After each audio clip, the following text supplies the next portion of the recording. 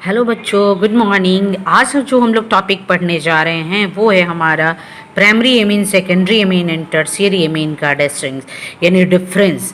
हम लोग कैसे primary amine, secondary amine, tertiary amine का डिफरेंस जान सकते हैं, है ना। उसे कैसे हम अलग अलग तरीक़ों से बता सकते हैं कि वो हमारा प्राइमरी एमीन है, वो सेकेंडरी है और नेक्स्ट जो है वो टर्शियरी एमीन है। तो फर्स्ट ऑफ ऑल हम लोग देखेंगे, ये हम लोग 3 अलग अलग कॉलम बनाए हैं। ये प्राइमरी एमीन है, ये सेकेंडरी एमीन है और ये टर्शियरी एमीन का कॉलम है। अब हम लोग देखेंगे इसका सबसे first of all general formula. Primary amine उसे कहते हैं जिसमें एक ही ब्रांच हो, एक ही अल्काइल ग्रुप या एक ही एराइल ग्रुप लगा हुआ हो, यानी RNH2 या ARNH2 हो।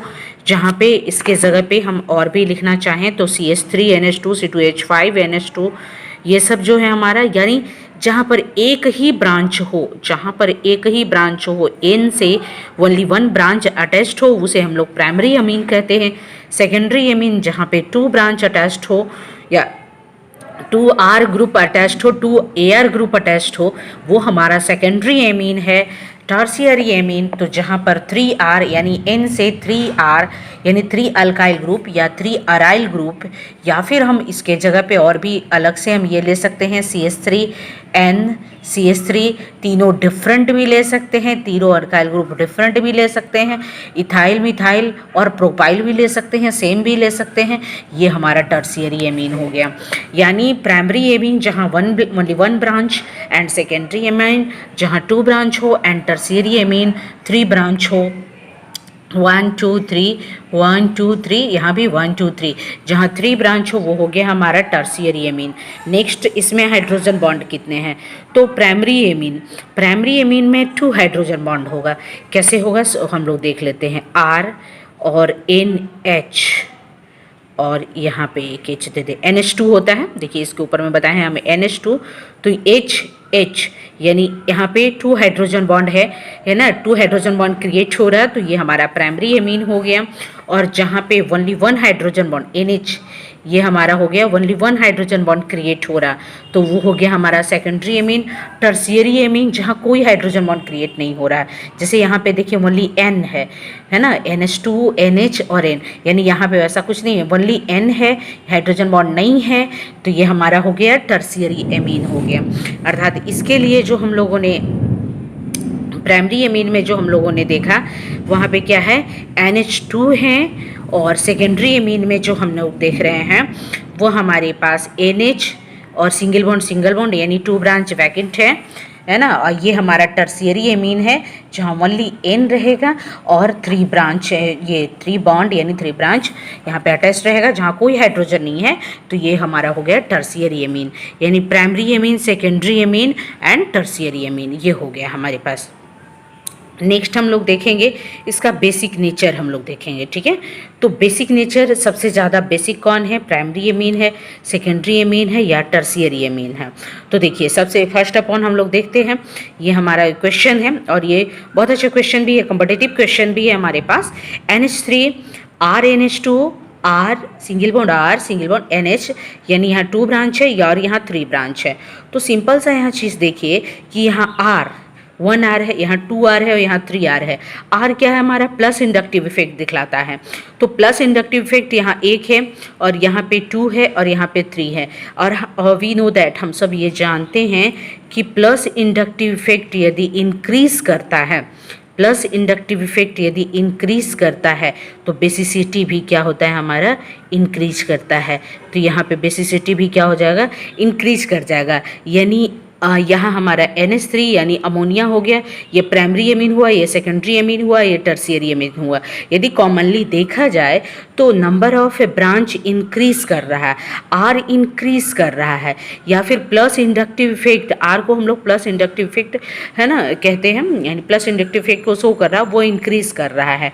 तो यहाँ हमारा बेसिसिटी क्या हो रहा है, वो इंक्रीज कर रहा है। कॉमनली ये भी हम कह सकते हैं कि यहाँ पे 3 हाइड्रोजन बॉन्ड है, 2 हाइड्रोजन बॉन्ड है, 1 हाइड्रोजन बॉन्ड है, नो हाइड्रोजन बॉन्ड है। हाइड्रोजन बॉन्ड डिक्रीज कर रहा है, बेसिसिटी इंक्रीज कर रहा है, ये क्वेश्चन हो जाएगा। तो हमारा प्राइमरी एमीन जो है हमारा लेस बेसिक हो जाएगा टर्सियरी एमीन से, ठीक है। तो ये हमारा less basic than secondary and tertiary amine, यानी सेकेंडरी एंड टर्सियरी एमीन से ये लेस बेसिक है, लेकिन tertiary amine and secondary amine इसके कंपैरिजन में मोर बेसिक है। तो हम सेकेंडरी एमीन को देखते हैं, तो सेकेंडरी एमीन में है ना मिडिल नेचर बेसिक नेचर का दिखलाएगा, but tertiary amine more basic nature को दिखलाएगा। तो यहाँ पे हम लोग टर्सियरी एमीन में लिखेंगे मोर बेसिक नेचर, क्यों कि इसके कारण है 3 अल्काइल ग्रुप यानी 3 इलेक्ट्रोड डोनेटिंग ग्रुप प्रेजेंट है।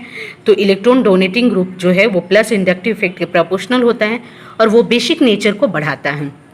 तो इसलिए हमारा जो हो जाएगा यानी ये आर एन आर, यहाँ पे 3 अल्काइल ग्रुप हैं और ये तीनों के तीनों इलेक्ट्रॉन डोनेटिंग ग्रुप हैं, है ना। और इलेक्ट्रॉन डोनेटिंग ग्रुप जो है वो प्लस इंडक्टिव इफेक्ट को बढ़ाता है, बेसिक नेचर को बढ़ाता है। तो ये जो हमारा टर्सियरी एमीन है वो मोर बेसिक होगा। क्यों होगा ये भी क्वेश्चन आएगा। तो ये क्वेश्चन यहाँ पे है क्योंकि इसके पास 3 अल्काइल ग्रुप है, 3 इलेक्ट्रॉन डोनेटिंग ग्रुप है, 3 प्लस इंडक्टिव इफेक्ट ग्रुप है, इसलिए यह मोर बेसिक है। तो हम लोग बेसिक नेचर में देख लिए प्राइमरी एमीन, सेकेंडरी एमीन और टर्सियरी एमीन में मोर बेसिक कौन है, प्राइमरी एमीन। टर्सियरी एमीन और लेस बेसिक कौन है, वो हमारा है प्राइमरी एमीन है। नेक्स्ट हम लोग देखते हैं कार्बाइल अमाइन टेस्ट। ये हमारा टेस्ट है, ये कार्बाइल अमाइन टेस्ट। ये क्वेश्चन आता है कभी कभी ऐसा भी कॉम्पिटिटिव व्यू में देता है कि ये कार्बाइल अमाइन टेस्ट जो है वो किसके लिए होता है। तो ये प्राइमरी अमीन का टेस्ट है, ये आप ध्यान रखोगे। ये primary amine carbylamine test objective में भी आएगा और या फिर किसी भी कॉम्पिटिटिव जो केमिस्ट्री से रिलेट करते हुए जो भी कॉम्पिटिटिव एग्जामिनेशन है तो उसमें आ सकते हैं। कार्बाइल अमाइन टेस्ट किसके लिए होता है, तो प्राइमरी अमीन टेस्ट को बहुत अच्छे से दिखलाता है। तो चलिए हम टेस्ट करते हैं। तो सबसे पहले हम प्राइमरी एमीन ले लेते हैं, यानी RnH2 लेते हैं।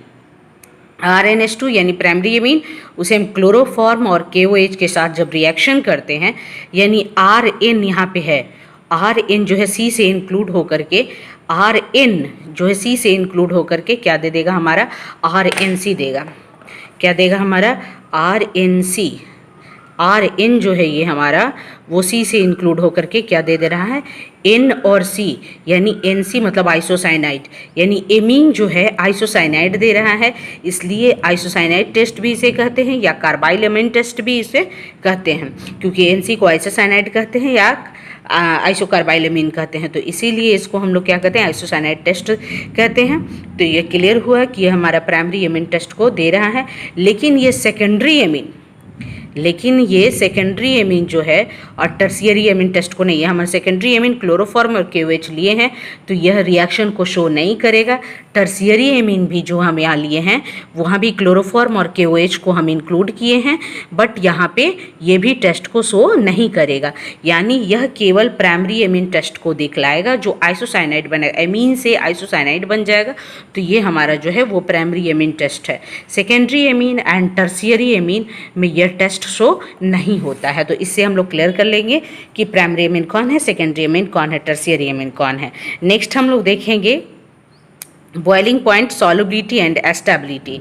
अब कहता है RnH2 बॉइलिंग पॉइंट इसका क्या होगा, तो इसका बॉइलिंग पॉइंट सबसे ज़्यादा होगा क्योंकि यह लॉन्ग चेन बनाएगा, बढ़िया से एकदम बहुत ही स्ट्रेट चेन लॉन्ग चेन बनाएगा, तो इसकी बॉइलिंग पॉइंट ज़्यादा होगा। लेकिन यहाँ पे देखिए नंबर ऑफ ब्रांच क्या हो जा रहा है, 2 हो जा रहा है। यहाँ पे नंबर ऑफ टर्सियरी में नंबर ऑफ ब्रांच क्या हो जा रहा है, 3 हो जा रहा है। अर्थात कहने का मतलब यहाँ 1 ब्रांच है, इसमें 2 ब्रांच है।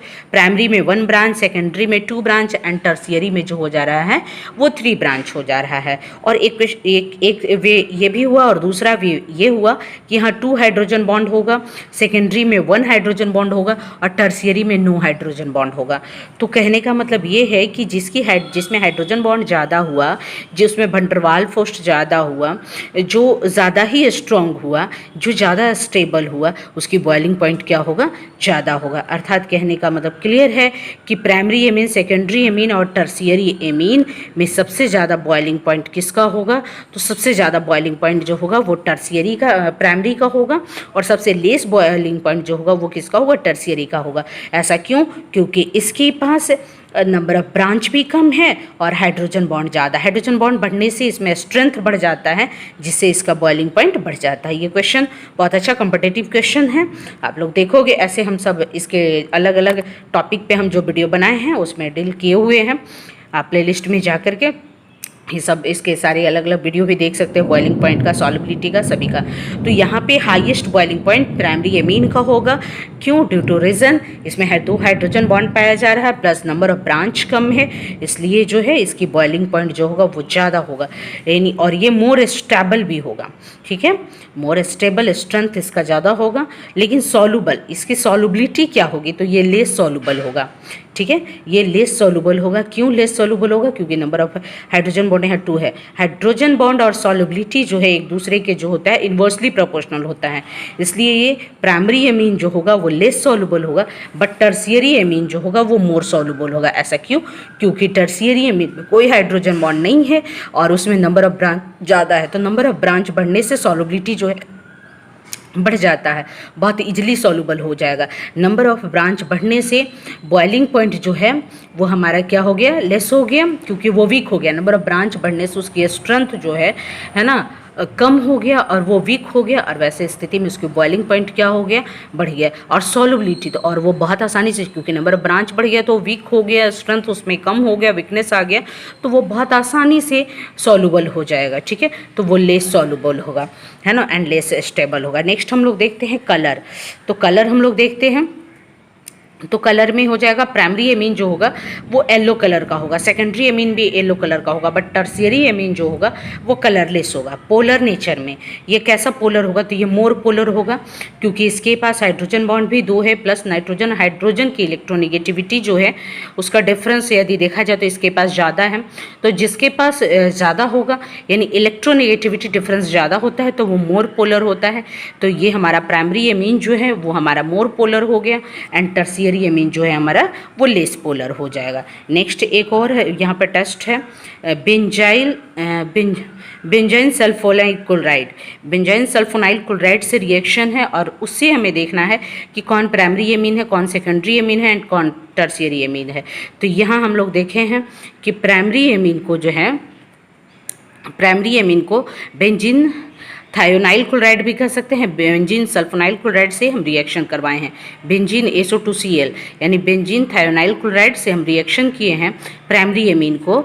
तो यहाँ पे देखिए H plus and Cl minus, electropositive electronegative, यानी HCl आपस में एलिमिनेट हो गया है। बाकी जो बचा है NH, H यहाँ से एलिमिनेट हो गया, तो बचा क्या यहाँ पे? NH बचा, NH2H5 SO2 sorry H plus Cl minus, HCl eliminate हो गया है, तो यहाँ पे हमारा NH बचा और यहाँ SO2 है। तो ध्यान दीजिए NH2H5 और SO2, NH2H5 और SO2 आपस में यहाँ पे शिफ्ट हुआ।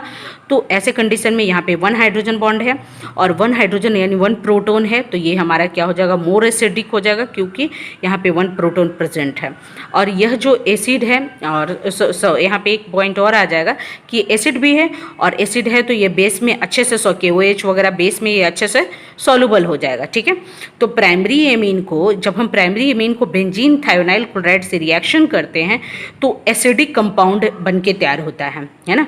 क्यों एसिडिक कंपाउंड बनता है? क्योंकि यहाँ इसके पास एक H एक प्रोटॉन बचा हुआ है, तो एसिडिक कंपाउंड बन के तैयार होता है जो बेस में बहुत ही इजीली सॉल्युबल होता है। बट यदि हम सेकेंडरी और टर्शियरी देखते हैं तो यहाँ पे हम लोग देख लेते हैं, ये सेकेंडरी एमीन है, तो सेकेंडरी एमीन का क्या होता है? 2 ब्रांच और एक NH होता है, तो इसका H प्लस इसका Cl minus, H plus and Cl minus eliminate हो गया HCl के रूप में, तो हमारे पास बचा N C2H5 और SO2। तो यहाँ पे देखिए शिफ्ट हो गया, बेंजीन के पास SO2 N C2H5 यहाँ पे कोई भी हाइड्रोजन नहीं है, कोई भी प्रोटॉन नहीं है, यानी हाइड्रोजन एब्सेंट है, तो ये एसिडिक नेचर नहीं है। ठीक है, ये एसिडिक नेचर को नहीं शो कर रहा है। क्यों? ऐसा क्यों? तो हाइड्रोजन के एब्सेंट है और एक चीज़ प्रोटॉन के एब्सेंट है। अब जब ये एसिडिक नेचर शो नहीं कर रहा तो ये बेस में सॉल्युबल नहीं है। जब ये बेस में सॉल्युबल नहीं है तो ये इससे क्लियर हो जाएगा कि ये हमारा क्या, हमारा सेकेंडरी एमीन है। उसी तरीके से बेंजीन थायोनाइल क्लोराइड से हम लोग टर्शियरी एमीन को रिएक्शन करते हैं, तो टर्शियरी एमीन को जब रिएक्शन करते हैं तो वो अलग मैनर में रिएक्शन करता है। यहाँ पे स्पेशली रिएक्शन इस वे में नहीं करता है, यानी हम कॉमनली लिखे तो नो रिएक्शन, तो रिएक्शन ही नहीं करता है, तो ये हमारा टर्शियरी एमीन हुआ। तो हम लोग स्टार्टिंग से फिर से देख लेते हैं कि जब हम बेंजीन थायोनाइल क्लोराइड को प्राइमरी एमीन से रिएक्शन करते हैं तो एसिडिक नेचर देता है एंड बेस में सॉल्युबल होता है। बट हम बट हम सेकेंडरी एमीन को रिएक्शन करते हैं तो एसिडिक नेचर नहीं देता है और ना ही वो बेस में सॉल्युबल होता है। बट टर्शियरी एमीन को जब हम रिएक्शन करते हैं वो रिएक्शन करता ही नहीं है। तो ये हो गया हमारा बेंजीन थायोनाइल क्लोराइड से रिएक्शन, यानी प्राइमरी, सेकेंडरी और टर्शियरी का डिफरेंस। तो इस तरीके से हम लोगों ने देखा। एक बार हम पूरा वीडियो को ये कर ले रहे हैं, है ना। ऐसे इसका हम PDF लिंक में दे देते हैं, है ना। ये हो गया हमारा प्राइमरी एमीन, सेकेंडरी एमीन, और ये हो गया हमारा टर्शियरी एमीन। आप लोग स्क्रीनशॉट ले करके आप नोट्स अच्छे से लिख सकते हो, ठीक है। इस तरीके से हम एक बार पूरी इसकी ये दे दे रहे हैं, पूरी बड़ी सी कॉपी ये हो जा रहा है ना, तो इसलिए इसका कंप्लीट ये नहीं आ पा रहा है। तो इस तरीके से हम इसका नोट्स के लिए एक बार मोबाइल को अच्छे से